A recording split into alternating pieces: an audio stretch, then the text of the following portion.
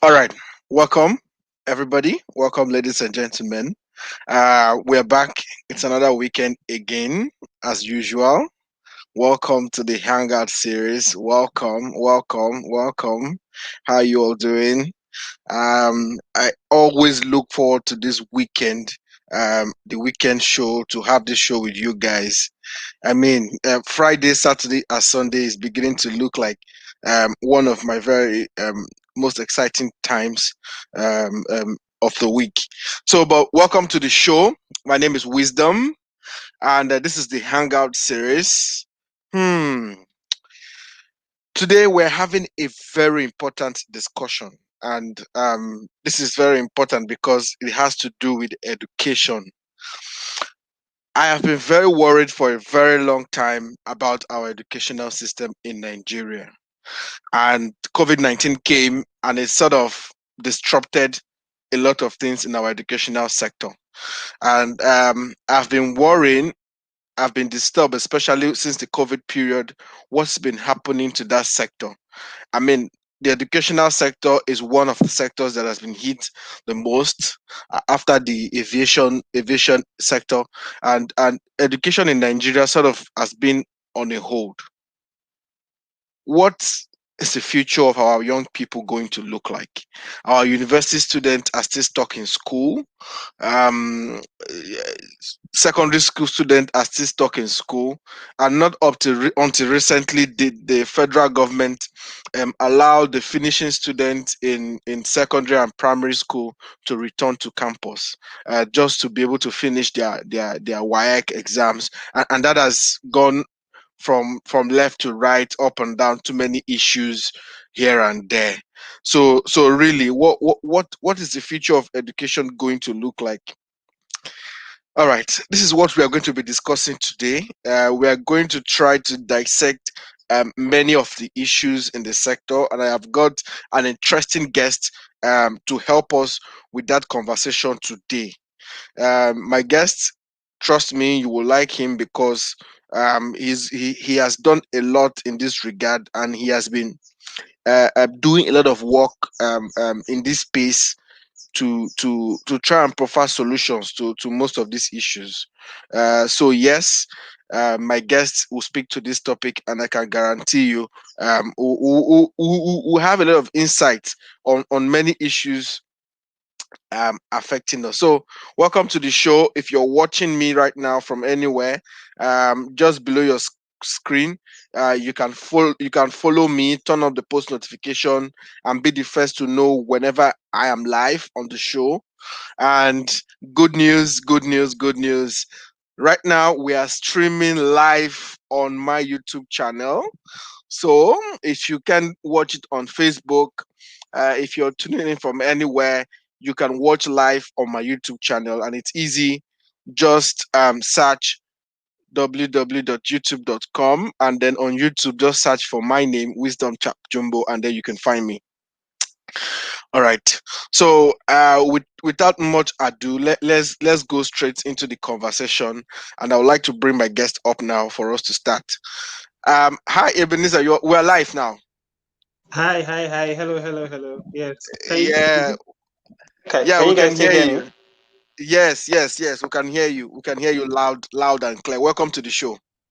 Thank you, thank you. Thank you for having me. All right.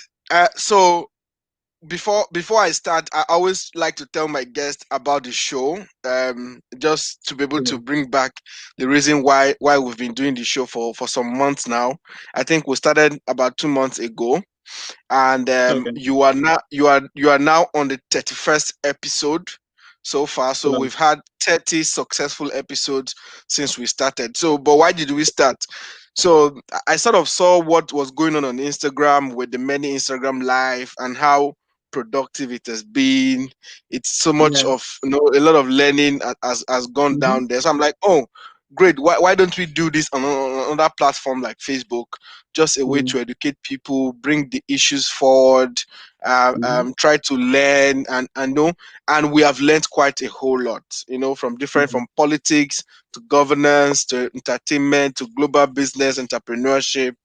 I Mm-hmm. mean, we've learned quite a lot. So, Mm, This is the reason why we started the show, just to leverage on technology like what we're doing, to be able to reach out to more people and bring television to their before. So yeah. it looks like TV. Yeah, All right, it is. welcome to the show. Yeah.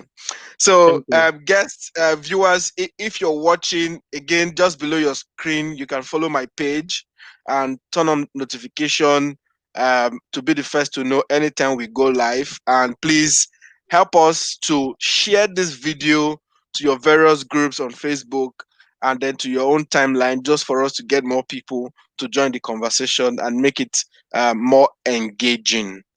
All right. And good news again, good news, good news. As right now we are streaming live on my Facebook channel. So for anybody who would like to also watch on YouTube channel rather, for anybody Mm. who would like to watch on YouTube, just search for my name, Wisdom Chapp-Jumbo, and you'll be able to watch live on YouTube. So where our ministry is growing, right? Yeah. All right. So Ebenezer, if I start to reel out your profile, we will not even start the conversation today. You always say Uh, that. yes. So, but let me allow you just to share with us. So for people who don't know you, tell us a Mm. little bit about yourself. Okay. Okay. Thank you for having me. My name is Mm, Ebenezar Wikina. Um, as my name says already, I'm a proud Ogoni man. I'm from River State, Nigeria. mm, mm-hmm, Um, my work is predominantly in development and media. Now, okay. lately, it's been more focused on development policy, trying to see how Okay. policies can be a tool to drive development. And so, Mm, most of what I've done, for the past 10 years, have been around, media, using media as a tool for mm, development, using policy mm-hmm, as a tool for, using the policy as a tool to drive change as well, in mm, various ways. I mm, ventured into education like 3 years ago. So I'm okay. guest lecturing at the Kensa River Polytechnic. I teach final Mm, year students um, online media and multimedia, but mostly how they can use the internet, as journalists to share their okay. story, to get some work, Mm, start their own enterprises and stuff like that. So mm, my work revolves around that media policy, development, education, maybe, space. Just a few days mm, ago, I founded a platform called Policy Shapers. The focus of the yeah. platform is to engage young people in policy making and to see how they can be inspired to share ideas. I mean, most times we complain a lot about the government in various countries, not just in Nigeria. But most times Mm, our rant ends with the complaints as opposed to like proposing solutions. And so through policy shapers, we hope that people can propose solutions to challenges, things that make them mm-hmm, upset, and we can find ways to engage policymakers to actually push those solutions forward for the ones that are viable through the mm, platform. So that's pretty much most of the work I've been active in community for a while as well.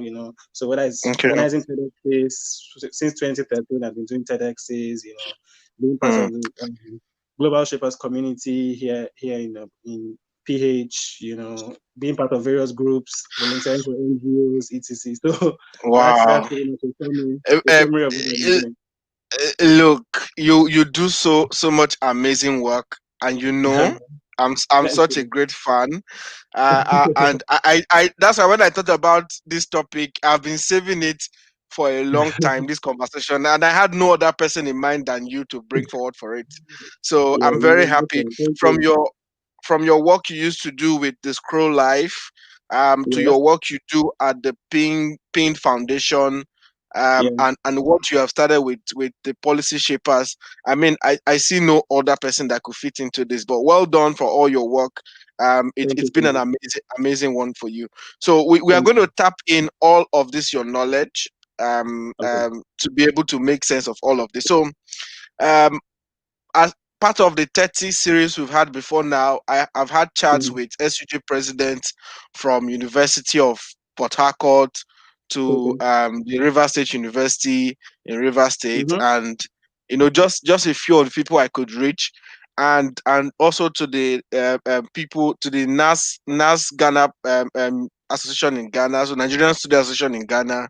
I've talked to their president Mm-hmm. and students Okay. all over there. So what I have noticed is education is suffering alongside the pandemic right now, especially in Nigeria, and it worries me a So, lot. The schools have been shut since March 12th or so, just a way yeah. to social distancing and all of that. So, but it's a worry for me. Why Yeah. are we backward when the world entirely has moved to another level?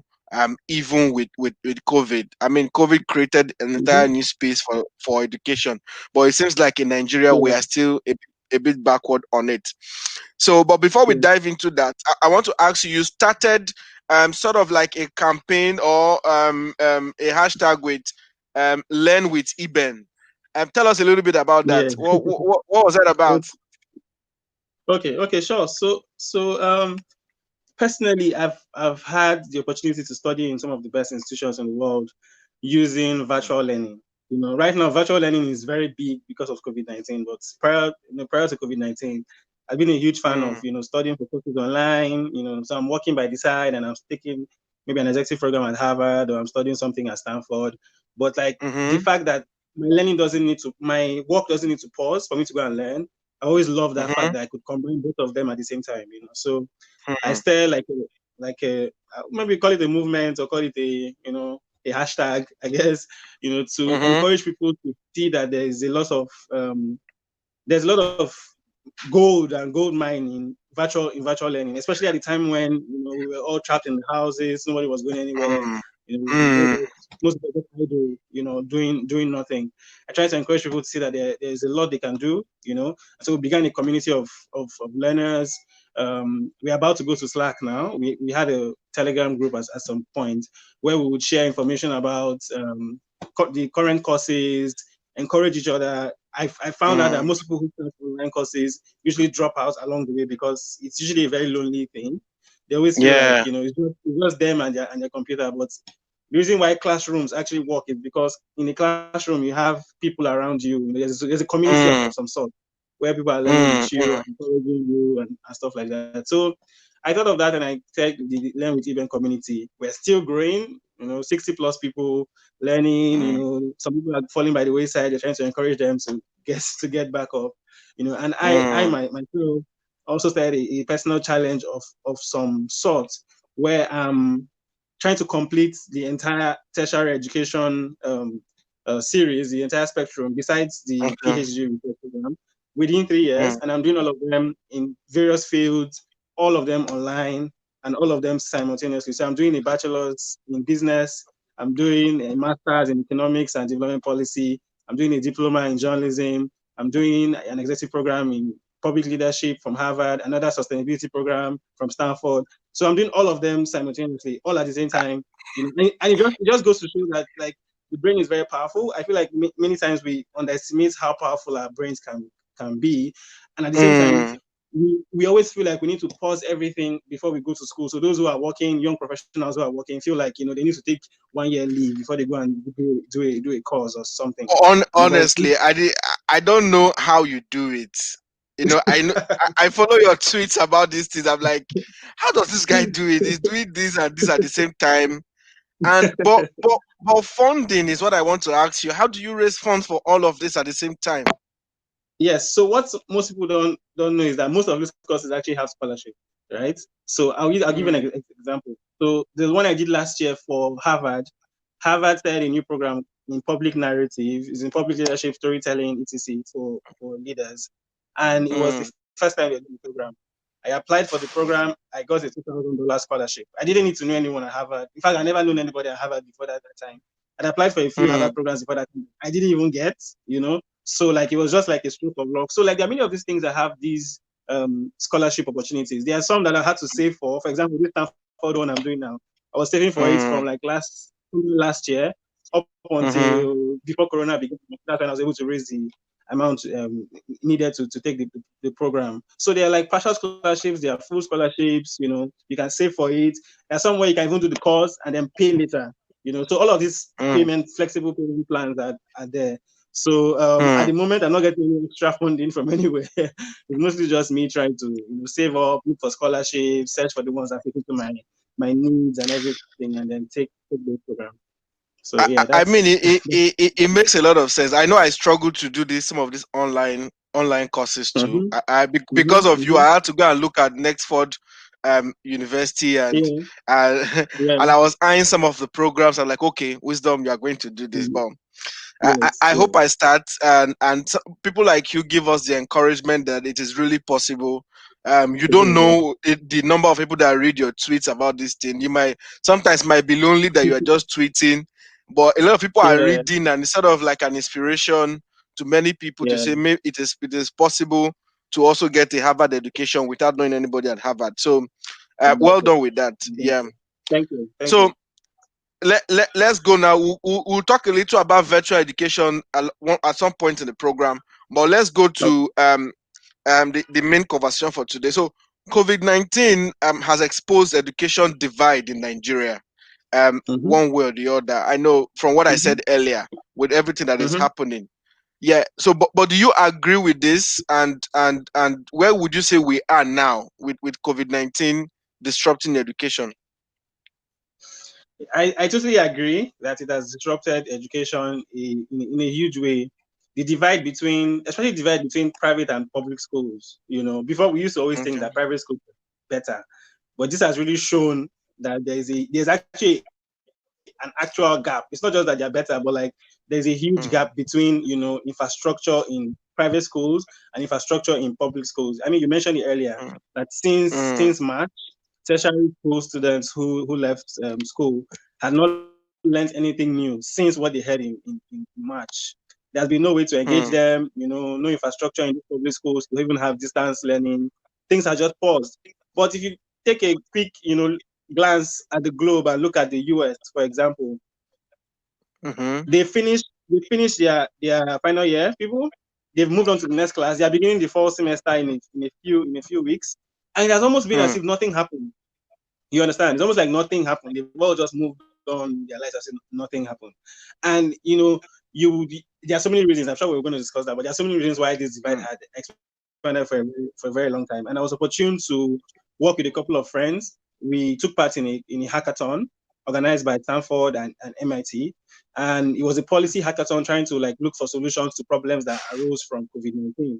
And we focused on mm, education because all of us were already within that education phase. Some were doing their masters, some were doing their bachelor's program, and we could see that mm, like there's actually no hope. So if we don't get a vaccine, because Nigeria is not making a vaccine, we're hoping for others to make a vaccine that we're going to use. So we're mm, praying that others make a vaccine. So if others don't make a vaccine, and it doesn't get to us in time. It means that mm, students students can actually stay at home for the rest of the year, up until mm, next year, and not learn anything. So you're having people's whole semesters and academic sessions change. Those who even wrote JAMB are not even going to be able to get into school.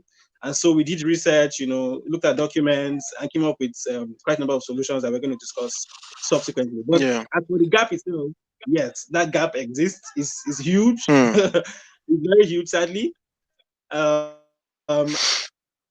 we are hoping that this whole pandemic will help the government think about how they can even think about closing the gap, because the conversation has been on for a while, especially in Nigeria. We've always talked about how mm, public schools are not doing very well. Even their hostels look like where I don't know, even animals don't even live in that kind of place. Hostels are deteriorated for so many years. They don't think of fixing them. Even when money is released, people VCs and people who are in charge of schools don't think of spending them correctly. So all of this conversation has been on for a while. But we're really hoping mm, strongly that this will really be the solution to the problem. Let me give you a final example.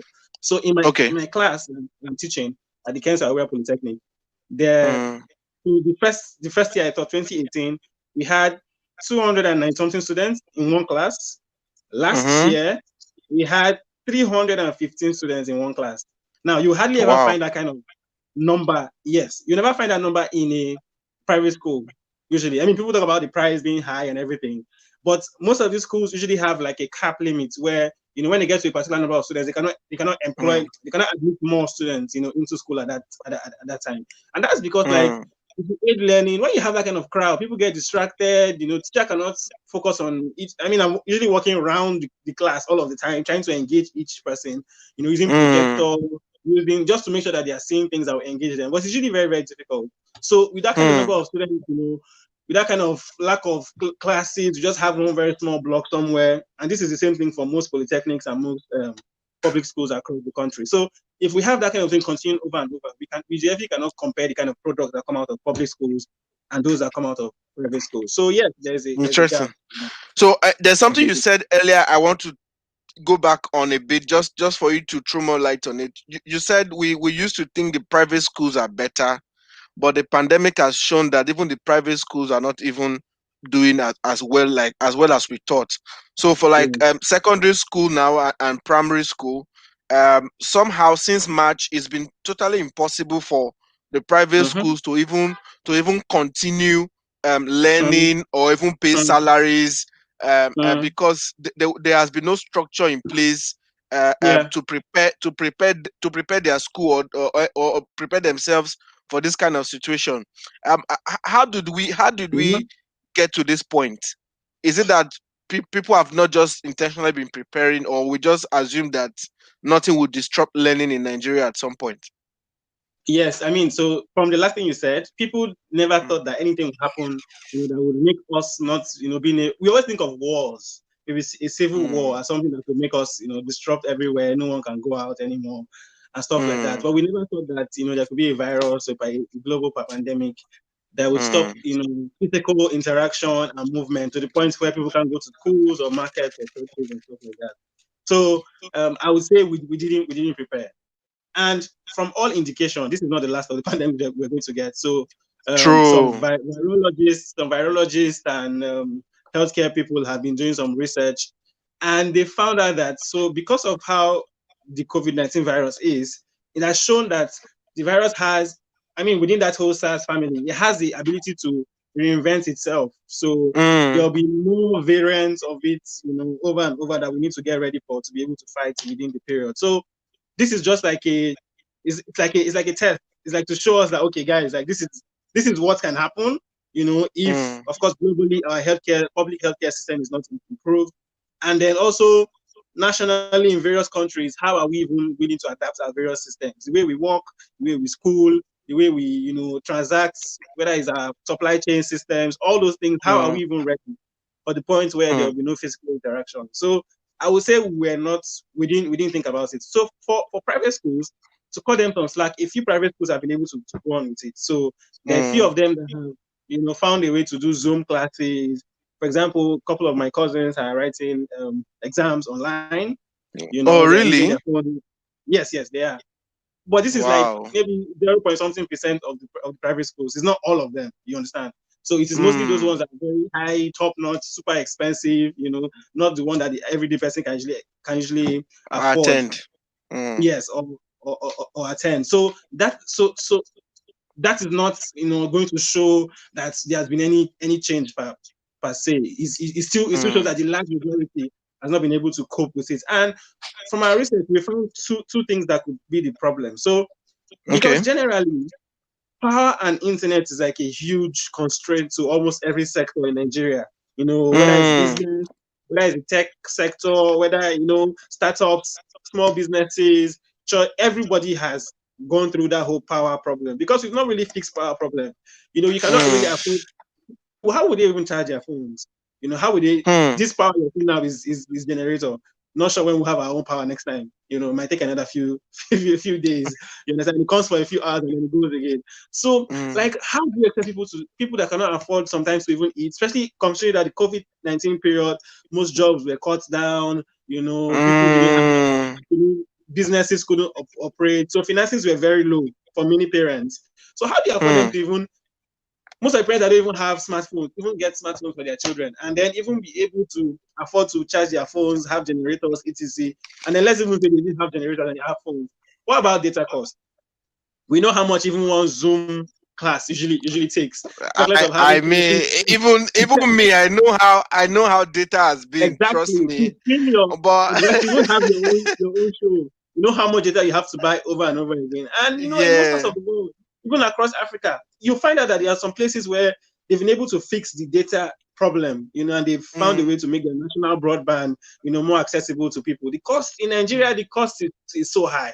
What we pay for data is outrageous. And so if government is not willing to make policies in place to fix these things, you have problems. So private schools cannot cope when these two huge constraints are still there. So that's what I usually think.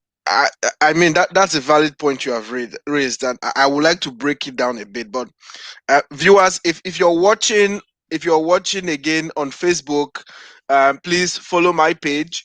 Just below your screen, there's a button there. You can just follow my page. Just click on it and click on the notification button to be the first to know when the next episode is up or whenever we are live.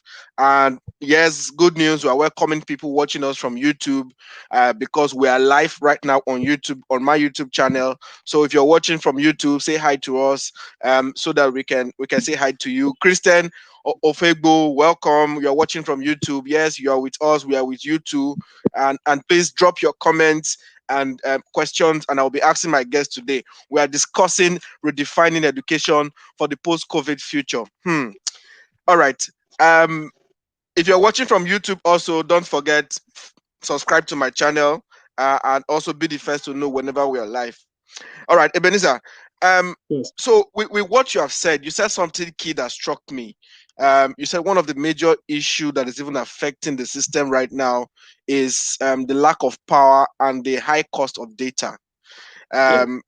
If this is affecting even the private school student, I don't even want to talk about the government school student Exactly. because Exactly. that's a no go. That's a no go area.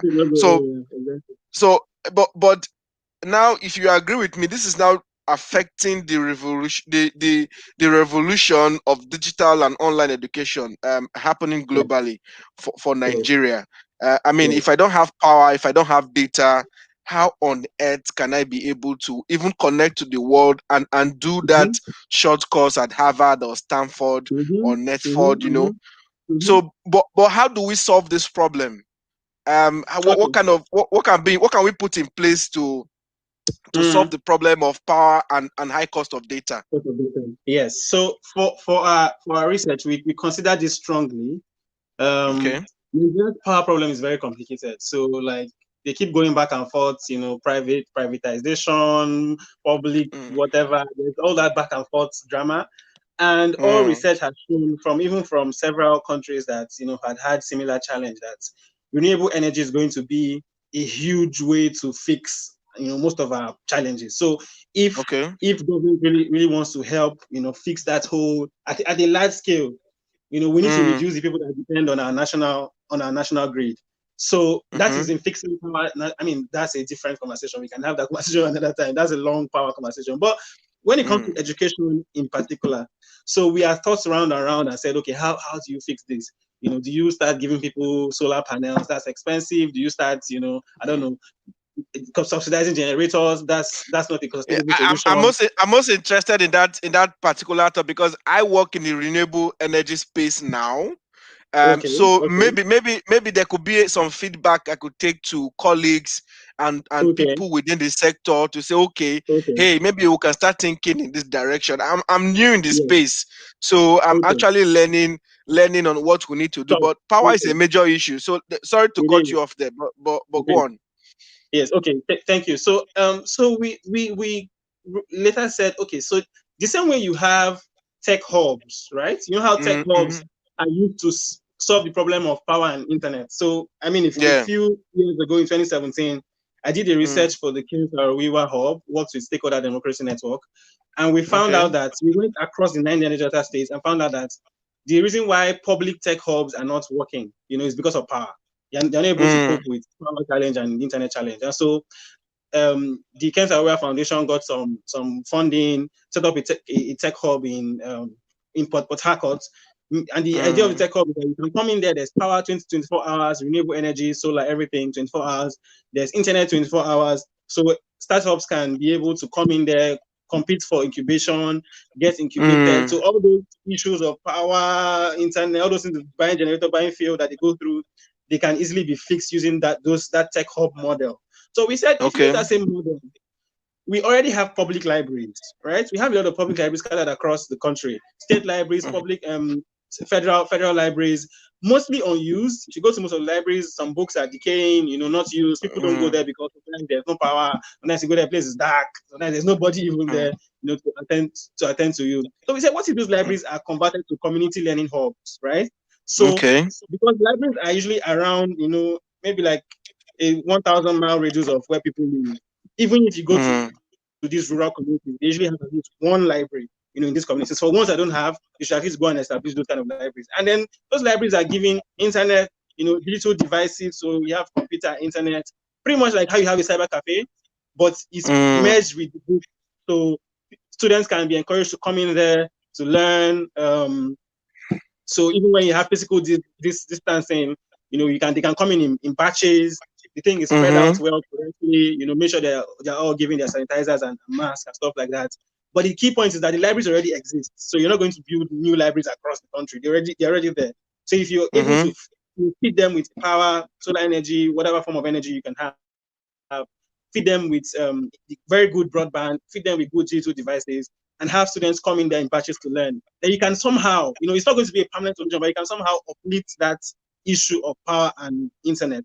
The reason people don't go to mm. libraries is because they feel like there's nothing there for them. People are not too Yeah. into with books as much as I, they I, used to I be before. I have not gone in a You know, library in Nigeria for a long time.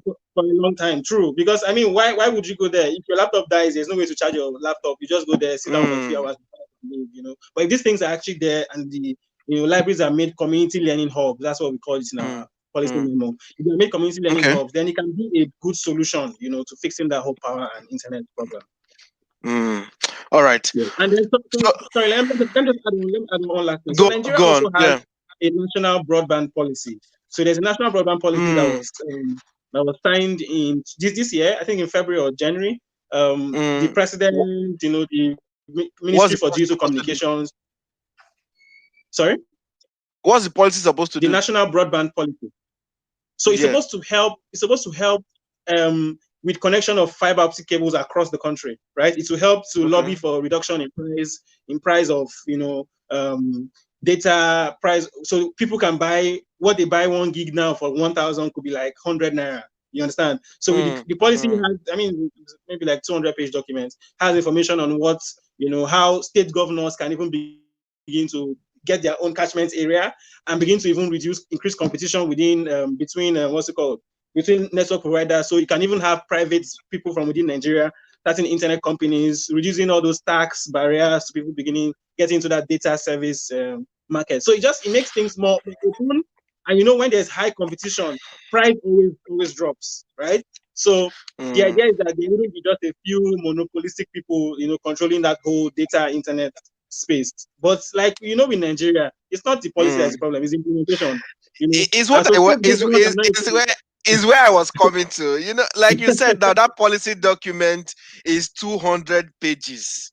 exactly We know how to write these things, but beautiful after things. writing beautiful Yeah, things, if you look at some of our policies in different sectors in the National yeah, Assembly, you will see that yeah, we have good policies that can actually work, but at the same exactly. time we struggle with implementation, and we struggle. There's a way we just put the policies under the bed and then Mm-hmm, begin to mm-hmm, do things our mm-hmm. own way. But it will be a Yeah. good way. Would that reduce the cost of data, by the way? Yes, that's supposed to reduce the cost of data, opening up the market, ensuring that there are more Mm, foreign investors coming in. The way mm, data is cheap in Switzerland or whatever country you go to in Europe, that's how it's supposed to mm, be. Because we don't have fiber optic cables passing through the country. We have them passing, near the ocean, around the country. But if it's within the country, internet speed will mm. increase. There'll be a lot of things that will actually happen, Please, that they will change should stuff. let us know when they are passing it before people will say it's coronavirus they are passing. The coronavirus, I know, like 5G. I'm going to say it's 5G. Ah, all right, all right. So, but Yeah. but tell us what is happening in digitalizing our education globally. What is this disruption happening globally?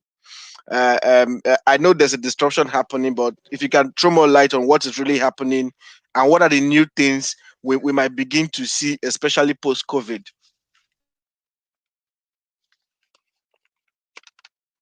Hello, more is Ebenezar, are you that there? we would have a lot. Okay. Yes, I am. Can you Oh, hear go me? on, go on, go on. Yeah, I can hear you now. Go on. Okay.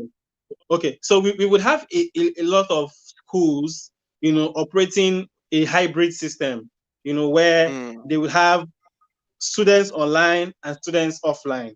Because before we can get a vaccine and have the vaccine spread across the world, it would take maybe another year or maybe mm, a year and a half. So maybe like the end of 2021, we'll be sure that most people will have the vaccine. So before that time, because schools need to continue, especially in developed mm, countries, would have a hybrid system. So some mm, students will be studying online, some students will be studying offline. So people might come to classes maybe once a week or mm, twice a week. Of course, with their mask, classes will have to be larger. So, for example, my class that has 300 students, we cannot have all those people in class anymore. Do you understand? We cannot have all of them sitting together, squashing themselves. Might have maybe mm, 50 people coming, and then spread out. And then the rest will then have to take their classes online. Now, sadly, I don't know how that will work for, for most of them, in Nigeria. mm, But at least internationally, in the global scene, that's what we will see most schools doing. Also, mm, most of the entry, begin to see a point where most of those entry examinations are beginning to get, soft pedal a bit. In the US, for mm, example, most of the Ivy schools are admitting people without mm, SAT, because SAT exams will need a lot mm. of testing, physical testing, going to exam Okay. hall, writing, and stuff like that. So people will now mostly be judged based on their based on how they're able to perform in class, maybe their first calls. A good example is Mm, Nextford. So Nextford University used to have a policy where you have to show that you can speak English. And then mm-hmm. of course we had a clash back and forth, and then You and then fought things. them. You didn't clash. You fought them. I don't know if I fought them, so I don't sound like a terrorist, but yes, we had a clash.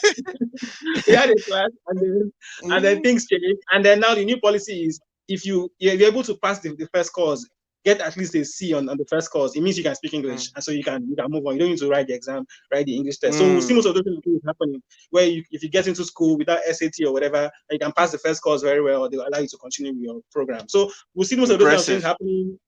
But like in Nigeria, one thing that I think we need to see for us to achieve much education content. One thing I think we need to Mm, do just quickly is that most of the content we're even using, even private schools are using, is not our indigenous, like they're not voiced by Nigerian teachers. They're all like foreign mm, stuff, maybe Indian people who voiced a course on Pythagorean theorem, and they were using that same Indian content to teach our own students here. So they might not understand mm, accent, understand those kind of things that people are using. So we need to have a lot more indigenous education content providers. So those who will be able to make content, voice content, make videos, make all those things, apps for Nigerian students by Nigerians, so that we understand our own local mm. peculiarities, our local needs, our own curriculum itself, made in digital content. We need that kind of content. Okay. All those taxing, all those entry barriers for those kind of companies that's supposed to come Mm, in. Reduce all those taxing, give them tax breaks, encourage more, voice content for people. So that's something I think we'll be seeing a whole lot more, because there's a huge mm. opportunity for businesses. All right. Well, Yeah. what about the cost of education? Are we going to have a reduction or an increment in the cost of education? I know there has been that debate on Twitter for a while on the cost of Yeah. of this some of this education. So, what do you think is going to happen to the cost of getting this education? I think there'll be a reduction, especially for all them, virtual programs. Like I mean, a good example is it costs. Sorry, I keep using Export because they're one of the leading bachelor's programs, master's programs online university, but it costs maybe $2,000+ to complete a full bachelor's program at Nextford University. That's from beginning Okay. to end. It would cost Okay. you maybe 40 something $1,000, $70,000 to do the same thing, or at least $30,000 to do the same thing in the US, for a physical program. So we would have a lot more like reduction in cost when it comes to people who are willing to do virtual programs. We would have a lot of people who are also willing to, do a lot of distance learning programs. So schools will now have a lot of packages online for online Mm. programs, and stuff like that. So that cost will reduce in that sense. But You're sure about that? I'm sure of that for international schools. But for Nigerian Okay. schools, I'm a bit worried, because I'm not sure how the government plans to fund most of the technological advancement that we want to see. Let me Mm. even show you. So within the last 10 years, our research showed that Nigeria has not invested more than 8% of its budget in education for the past 10 years. Mm-hmm. UNESCO Hmm. recommends that every nation invest at least 20%. Do you understand? But we've not done Yeah. even up to 20% in the past 10 years. So that just shows you sometimes the kind of priorities that we even give, in our national budgeting and stuff like that, state budgets and all of that. So we need to Mm. even do better in even funding. Government needs to actually increase funding to get quality education. Money needs to get into it. We need to put in money in Mm. education, whether it's in infrastructure, technology infrastructure, and the like. So I believe that I'm not certain for Nigeria how the metrics is going to play out, but I'm sure that Mm. internationally a lot of I mean we're already seeing that already. A lot of courses, a lot of programs to reduce in price internationally. Oh, oh, okay. I look forward to that. But another thing I'm worried again for is, do you think we'll start having this debate between my degree is online, my degree is not online? No, Are that we debate are is we going, about to end. especially especially in Nigeria? Yeah, So like you're doing a bachelor's or at Nextford now, and yeah, it's 100% online. yeah. Do you think there will be a disadvantage, or that conversation will start coming between you and somebody that went to River State University to do his For bachelor's example, yeah, physically, and then yeah, an employer also trying to employ you yeah, with your bachelor's degree you got from Nextford that was online, and also yeah, going into NYSC, because yeah, I know I have tried to get a scholarship for an online master's degree program yeah, from the NDDC, and nobody listened to yeah. me. No, That nobody listened was to you. nobody listened to me. What In year? fact, What my year was it? this year, Oh, okay, okay. yes, early this So year. yeah, so I believe that it will be slow, but it will Mm, happen eventually. Eventually, there will okay. hardly be any line between those who went to school physically and those who are doing programs online. People who are doing them Mm-hmm. now are like the martyrs. So most of what is happening is that people will not accept them as much. Sometimes people will Mm, ask you, is it online, is it offline? How did you do this program? But eventually, people mm, would stop asking because virtual learning will be like it will be close to the norm in the sense that they okay. expect you to study online. They'll be like, oh, you're going to Harvard. Oh, okay, okay, okay. Like they just assume that you're doing it online. They wouldn't assume that you go to the school physically to get the program done. Uh, I believe we'll get to the okay. stage maybe in a few years. But Mm, currently, people of course will still have that sentiment of, is it online, is it offline? It's a natural thing with change. And then when change mm. eventually happens, we will see that sort of change. All right. Well, whether we like it or not, Nigeria has been forced to actually rethink our digital limits and education models in this Exactly. pandemic. Oh, Yeah. power has Wow. gone. Oh, this is what we are Exactly. talking about. This is what we're talking about. These are the issues. So whether we Okay. like it or not, we Mm. have been forced in Nigeria now to do that rethink. Yeah, So the earlier we begin to rethink, the better for all of us. exactly. And like you said, the issue on the budget that UNESCO mentioned, is it UNESCO Yeah. or UNICEF? Is it UNESCO or UNICEF? UNESCO UNESCO. Okay. recommends. Yeah. Oh, okay. And that is very bad now, because even UNICEF in a report stated one time that 10.5 million of our children in Nigeria, aged between 5 and 14, No, not at all. are not in school. So Exactly. that's another problem. It's a big issue, and up to now, I don't know why we struggle with issue of Exactly. budget. Mm. I want to. I don't know why. Why? Maybe when I get to the National Assembly, I'm going to see why. I'm going Exactly. to see. Maybe I'm going to see we why. both find out it eventually, but I personally do not understand why as well. Because Yeah, like I these don't. are things that should be basic decisions that you think we should just make based on common sense. You understand. So they Yeah. make it look on the outside like it is rocket science to give education Exactly. about 20% of the budget.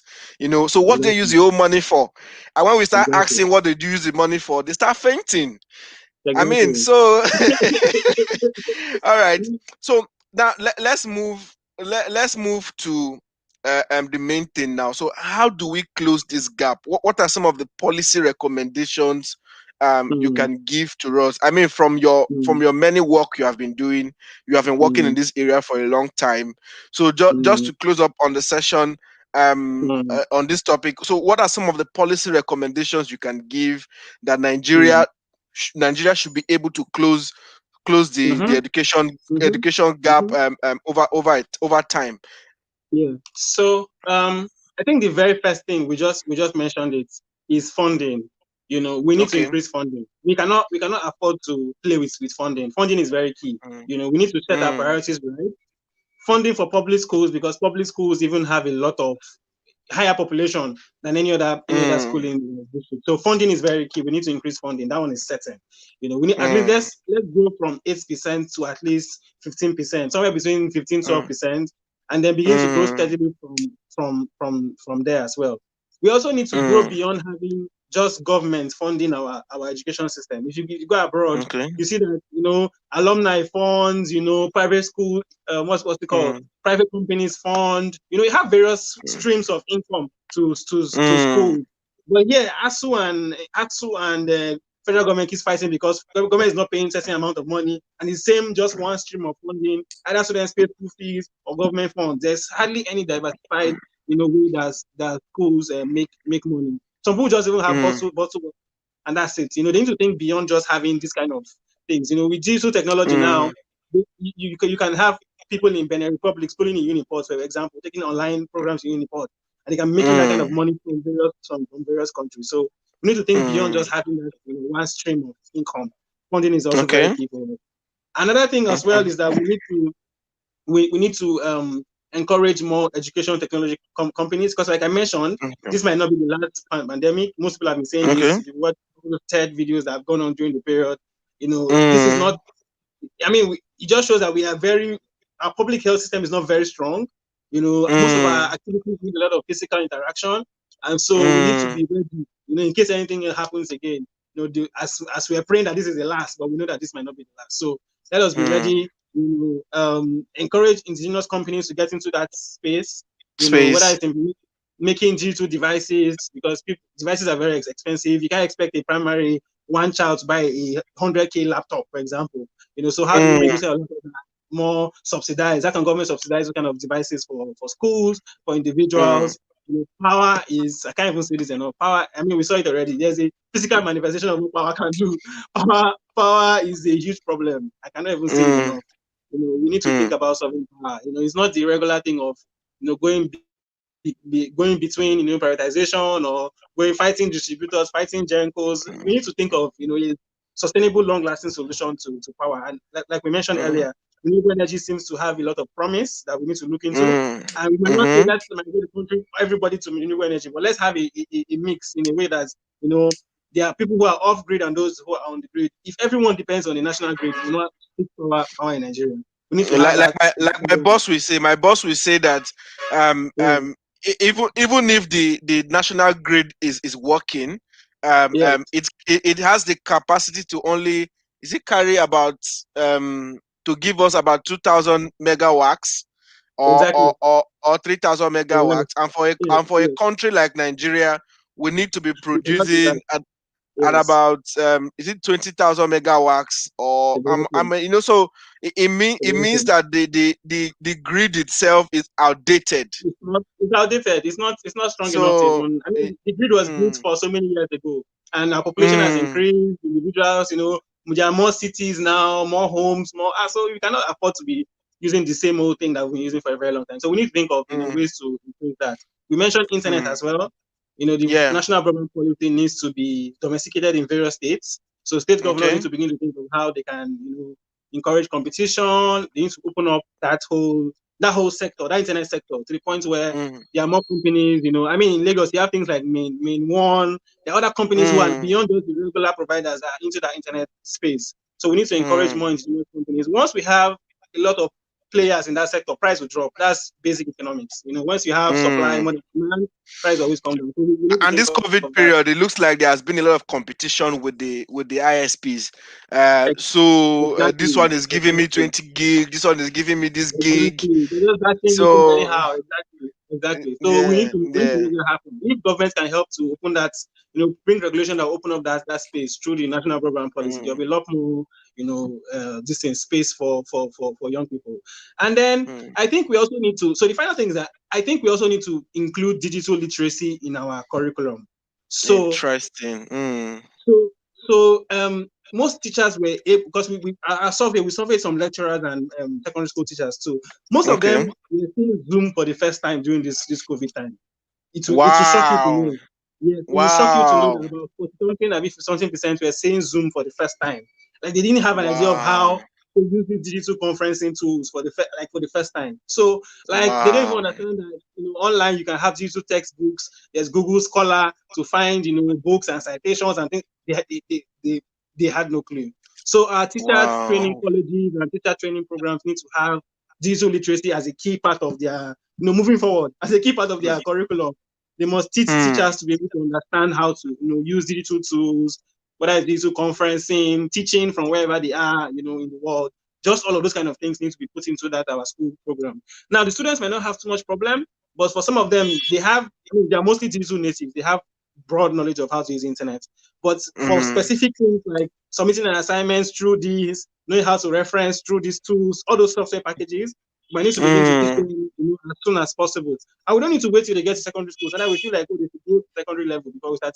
From primary school, babies of 4 years old will be pressing phones these days and they understand how to unlock the phone and play games on them. So we need to begin to Hmm. consider how we can teach them, as little as nursery school, digital literacy, Hmm. how they can understand how to use these tools, and then begin to grow from there. So these are some solutions that we had in mind, Hmm. when we So all of these solutions you have given, or the ideas you have given now, you think this will help redefine education post COVID? this will go a long way. I believe that there are still a lot more solutions that we can definitely think about. There are still Hmm. places where people don't have classrooms.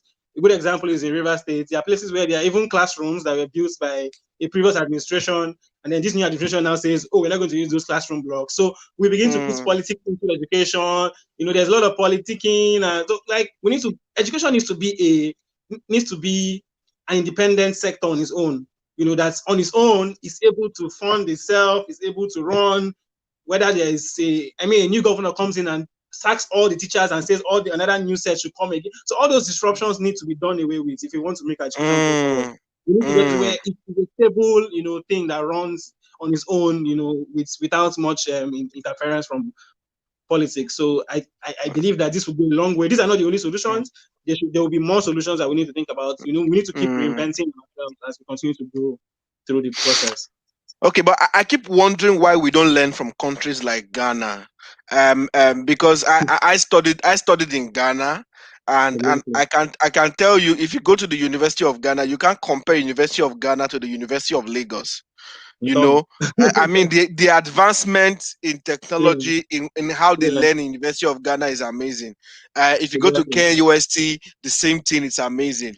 And Mm. how Ghana keeps up to date with their syllabus and curriculums, Mm-hmm. especially with modules for their degree programs, is Mm-hmm. another amazing thing you need to know. Yeah. And how they embraced e-learning a long time ago. Yes, in a uh, while ago. True, true, very a, true. a long time ago, because I remember my own school back then. We had all our system was running online, so I didn't buy a textbook. So all my Exactly. textbook were online on Everything you needed. our e-learning platform. And the good thing is they had a partnership with MIT. So Oh, some of our textbooks, we can easily reference textbooks or get textbooks from improving. MIT. You understand? That's it. All our That's how it all should our be. all our grades were online. Notice board was online. That's how it should be. Assignment, we don't submit assignment by paper. Nobody's going to You collect don't. it.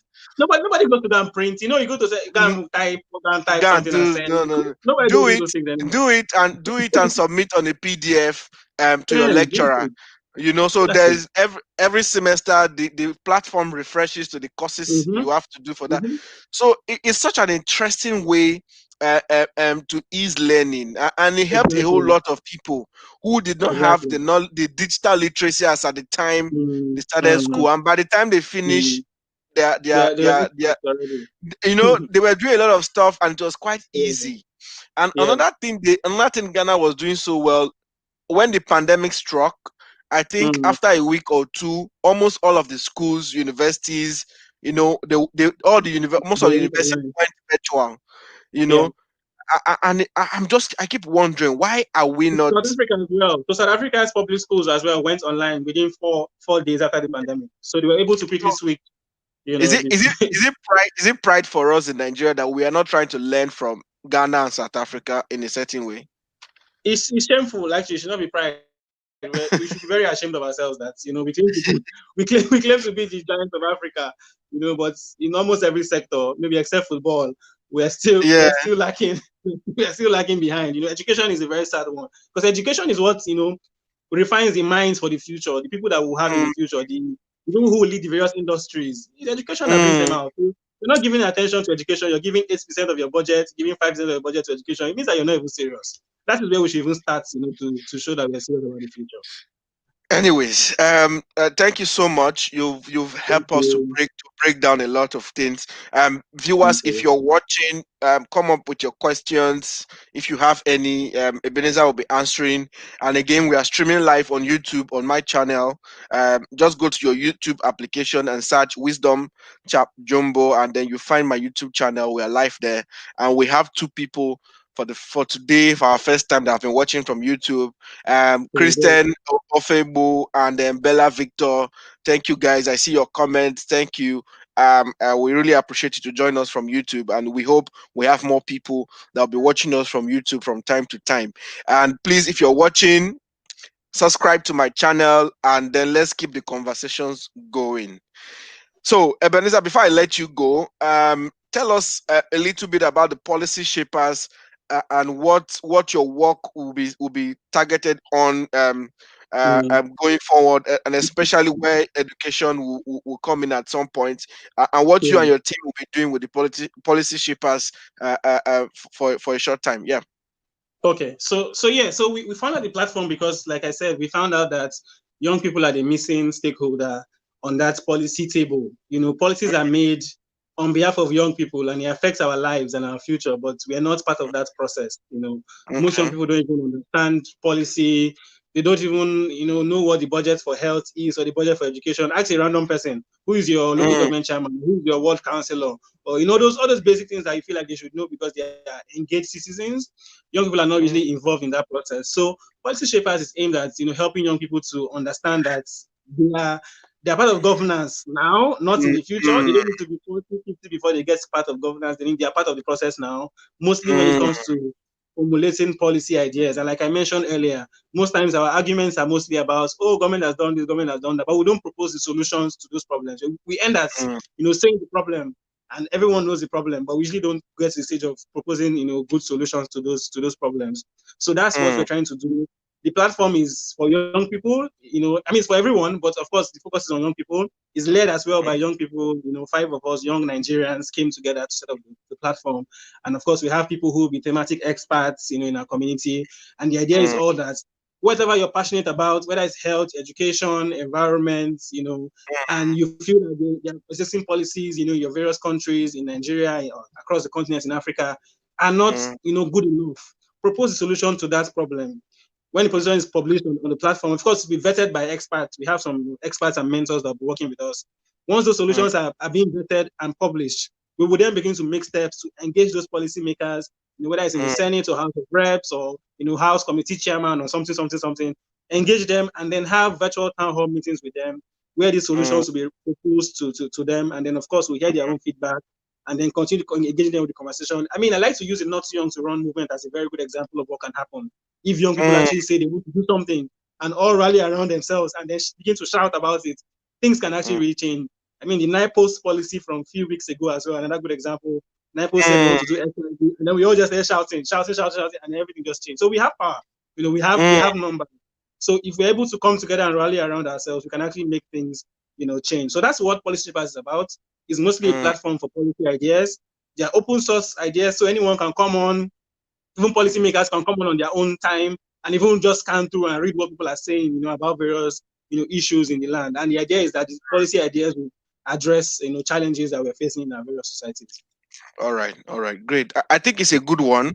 Yeah. I've always been interested in policy. If I right from Mm. uni days, I know Mm. back then doing student politics and all of that. I was given an award Exactly. one time for being the most student leader in policy making and all of that. So great. So great. Yeah, so and because I'm very interested and passionate about Mm. politics, and Mm. policy is one of the things that will drive it so That well. drives it. Yeah, Yeah. Yeah. if as an aspiring lawmaker, also, Mm. lawmaking and policy making, They it go part hand of in hand. they go hand Mm. in hand. So for Mm. me, it's best you start understanding what some of these policies are that we need to Yeah. start driving Yeah. ahead of time, and how can we help to I didn't know that the NYC Act has not been amended since 1970. It What hasn't been. what what what is that? And there are so many laws like that in Nigeria that have not been True. altered True. since the inception of Nigeria, and True. since the beginning of. I mean, how can we still have a law with? In fact, that's a discussion for another day. Anyways, all right. Well done to you and the team, Yeah. and we Thank are you here so to much. cheer you up. At any Yeah. time you need us to drive the conversation on anything, I'm happy to Definitely. serve. And also, Definitely. I'll be interested in the work the team is doing. I've told you that Yeah. Sure. before. So Yeah.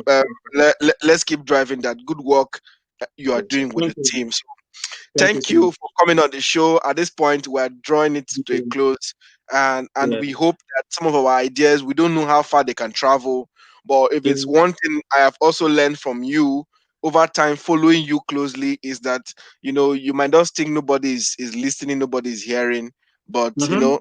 time shall tell. Eventually. Exactly. Yeah. Time shall tell. All right. True. Have a very Thank you fine so much. evening, and shout out to you and the team again for your work you're doing. All right. Thank you. Thank you. Thank you guys for joining us. Everyone that's joined in. Have a Uh, good evening. you too. All right. A great conversation we have had. A whole conversation on policy, and how we can drive and redefine education post COVID. Whether you like it or not, we are not going to go back to what was normal before, and there's a new normal now. So if you're not adjusting or planning to adjust to the new normal, you might not just be able to make headway. So the conversation is on, and we'll keep driving it. But education is key, because education is what we drive whatever development we want in our society. And if we don't make that work, especially for young people, I don't imagine how far we really want to go. We may not go that far. So I really must thank Ebenezer for coming on the show. If you have time, the videos will be available on my Facebook and on my YouTube channel if you want to watch a replay of the conversation. And thank you to Kristen, Febo, and Bella Victor for watching us live on YouTube today. And I really must thank everybody that joined the conversation. Have a lovely evening, and we are back on Sunday with another conversation on governance. All the best. My name is Wisdom. Have a fine evening.